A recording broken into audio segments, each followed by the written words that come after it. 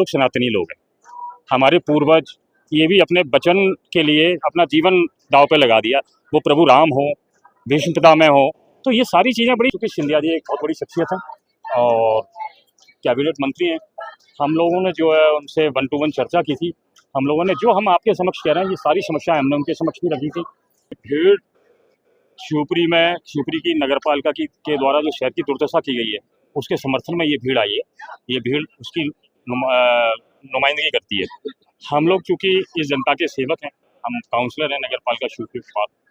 अपने वार्डों का जो बिगड़ा हुआ ढांचा है, उसको सुधारने हेतु हम लोग नगर पालिका में विकास के लिए जंग कर रहे थे। हमारी मांग थी कि हमारे वार्डों में समुचित विकास हो।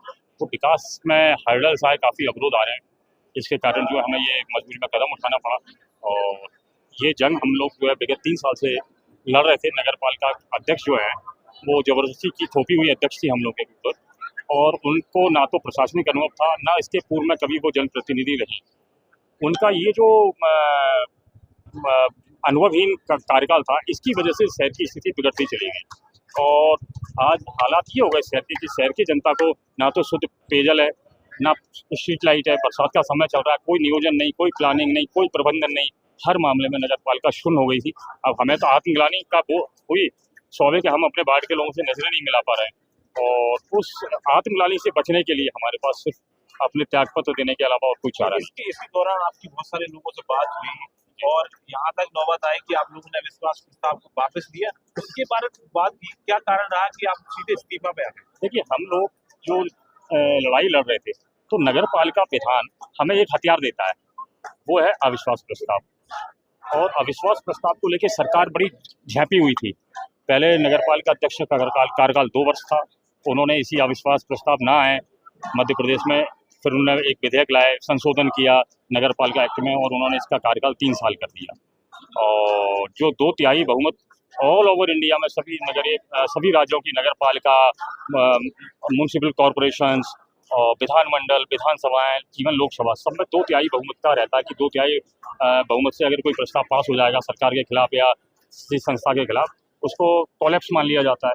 लेकिन इन्होंने उसी चीज़ से बचने के लिए इन्होंने 3/4 कर दिया, जो एक अनब्रेकेबल वो है हमारे लिए। कहीं ना कहीं एक बात बताइए कि कहीं ना कहीं जब आप लोगों ने वोट मांगी थी जनता से, तो सीधे 5 वर्ष की नहीं मांगी, तो और ये 3 वर्ष के बाद ही आप लोग इस्तीफा दे रहे हैं, तो जनता क्या करे? देखिए, जनता ने आप यकीन मानिए, हम लोग ये जनता के साथ बहुत बड़ा न्याय करने जा रहे हैं। क्योंकि अब आप मान लीजिए हमारे अध्यक्ष से संबंध खराब हो गए, और स्वाभाविक है इस राजनीति में अध्यक्ष को नगर पालिका विधान ने बहुत असीमित शक्तियां दी हैं और पार्षद के पास कोई शक्ति नहीं है। अब हम इसलिए ये पद छोड़ना चाहते हैं कि हमारा टकराव चल रहा है। स्वाभाविक है अगर हम इस्तीफा नहीं भी देंगे तो हम अपने वार्डों में विकास काम नहीं करा पाएंगे, जिससे हमारी जनता परेशान होगी। अगर सरकार मान लीजिए अगर बदलती है, नहीं बदलती और बदलती है, और कोई ऐसा ही फिर से कोई जिला नगर पालिका अध्यक्ष आ गए इस तरीके से जो ये काम, इसके लिए आप सभी पत्रकार बंधुओं को, मीडिया को, सरकार के समक्ष हम लोगों की एक आवाज उठानी पड़ेगी। या तो नगर परिषद और नगर पालिकाओं में पार्षदों के पास कोई एक मद हो, एक ऐसी राशि हो जो सरपंचों के पास होती है, जिससे हम अपने वार्डों में विकास करा पाएं। और दूसरा, आपको ये आवाज़ भी मुखरता से उठानी पड़ेगी कि इस तरह से जो है विधेयक ला कर और संविधान में संशोधन कर करके जो है लोकतंत्र की हत्या ना करें, लोकतांत्रिक जो मूल हैं उनको नष्ट ना करे सरकार। जी, चूँकि सिंधिया जी एक बहुत बड़ी शख्सियत है और कैबिनेट मंत्री हैं। हम लोगों ने जो है उनसे 1 to 1 चर्चा की थी। हम लोगों ने जो हम आपके समक्ष कह रहे हैं, ये सारी समस्याएं हमने उनके समक्ष भी रखी थी। लेकिन हो सकता है पार्टी संगठन की वजह से या इवन जो भी राजनीतिक मजबूरियां सत्ताधारी दल की होती हैं, उसके कारण वो निर्णय लेने में असफल रहे, या उनको जो उनके यहाँ पे जो लीडर्स हैं भाजपा में, जो कांग्रेस से आए हैं, वो लोग उनके ज़्यादा निकट है। तो उन लोगों ने किस तरह से महाराज को फीड किया ये वो जानते हैं, हम लोगों को तो ये नहीं मालूम। उन लोगों की चर्चा उनसे महाराज से होती भी है या नहीं होती है, लेकिन यहाँ पे इसी तरह का प्रदर्शन किया जाता है कि ये महाराज के बहुत नज़दीक हैं, महाराज इनकी बात मानते हैं। तो वो लोग इस पूरे सिनेरियो में मीडिएटर रहे।